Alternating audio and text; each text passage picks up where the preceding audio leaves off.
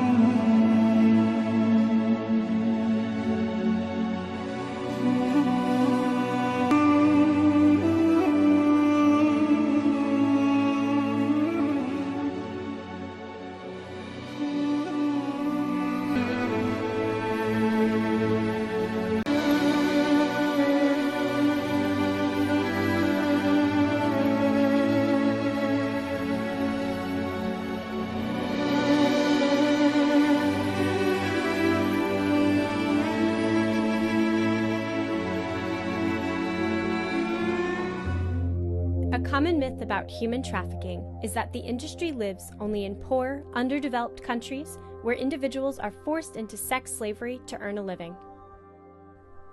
In reality, human trafficking affects almost every country in the world, including our own. An estimated 2.5 million people are forced into labor as a result of human trafficking. 80% of those trapped are women and girls, and up to 50% of them are under the age of 18.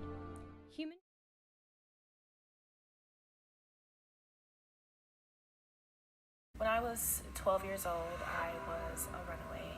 I was just walking around in the streets, and a guy pulled up on the side of me and asked me if I was okay. I told him I was fine, and I just started to walk away, and it started to rain. He was like, well, just come sit in the car with me until the rain stops. I was cold and wet, so I agreed. I was basically kidnapped and raped and beaten, sold for days. He beat me. He had me in hotel rooms by myself for weeks. Go hungry because I wouldn't obey what he wanted me to do. It's a trap. Once you're there, it's hard to get out of. It's really hard. I really thought that if I didn't leave, he probably was gonna kill me because I didn't want no longer to be a prostitute. So I had to ask myself, is this something I still want to do, or do I want out? And if so, I had a chance leaving and risking him coming after me and killing me, because either which way, he might end up killing me regardless.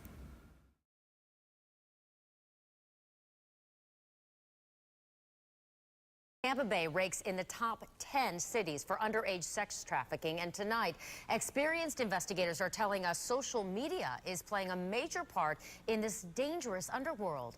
Our Carson Chambers joins us now to explain. Carson? Well, Wendy's social media websites give traffickers an easy way to get to know underage girls. Investigators tell me the bad guys are befriending girls online, pretending to be the perfect boyfriend as a way to gain their trust. She was 4 years old the first time a man looked at her the way a man looks at his wife on their wedding day.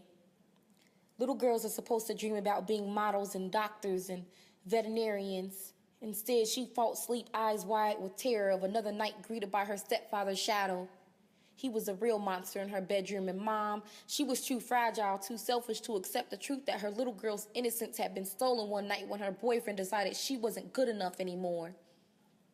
And since the little girl never had a real father, she accepted his advances because he always promised her his touches were acceptable, because he loved her. When you don't know yourself and you don't love yourself, you will fall for anything that sounds like love and feels like love.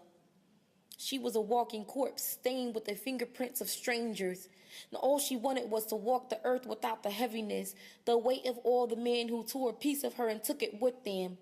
She never made it to see her 18th birthday. This is for the pain, for the stains that bath water won't wash away, for the scars left on the hearts of the fatherless child. This is for the girls objectified instead of praised like queens.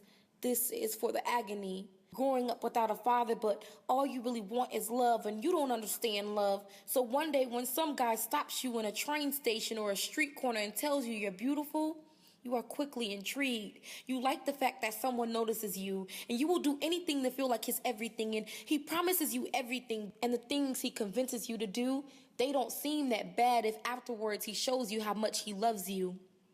Your morals are abandoned on that sidewalk where you turned your first trick.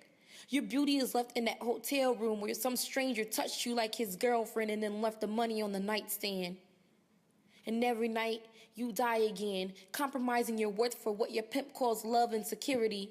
The hustle, the street lights, the schemes, it never seems worth it, but you have the liquor to comfort your fears. And as long as your profits meet expectations, you will have what you always wanted your whole life. Love. Love that doesn't feel right, but it's all you think you're worth, so you take it every day. You sleep when the sun comes up, rise when the sun is down. Conceal the torment with makeup and stylish hairdos. Put on your best outfits. Something arousing because you have to make them happy. The men, the tricks, the pimps. This is for the pain. This is for America. In hopes that you will notice that 12-year-old girl who was forced to trade her lunchbox and sneakers for a Chanel purse and pumps. This is for the 16-year-old girl kidnapped by a gang of men on her way to school and held captive in a house right next door to you. This is for the 20-year-old girl who took her last beating today because she couldn't bring herself to let another man hold her down and violate her. We are all slaves for love, degrading ourselves for acceptance of a man that's the closest thing to a father figure we've ever known. We were once just girls with aspirations and a small piece of hope. Now who will notice us? Who will save America's daughters?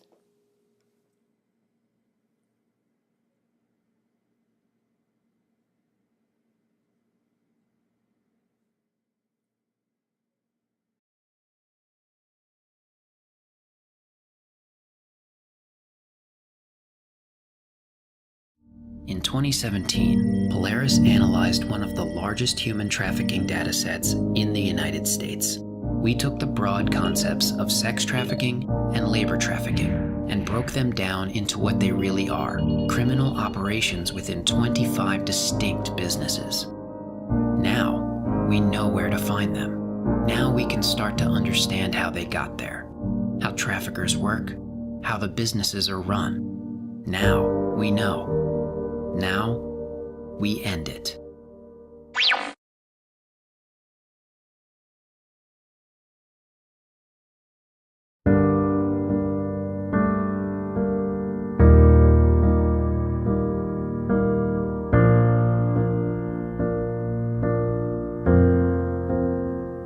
It's my passion to be singing on a stage. I'll probably buy Jupiter. I want to be a teacher, a fireman, a vet. I could be the firewoman vet. Oh wow. I am going to be a spaceship engineer.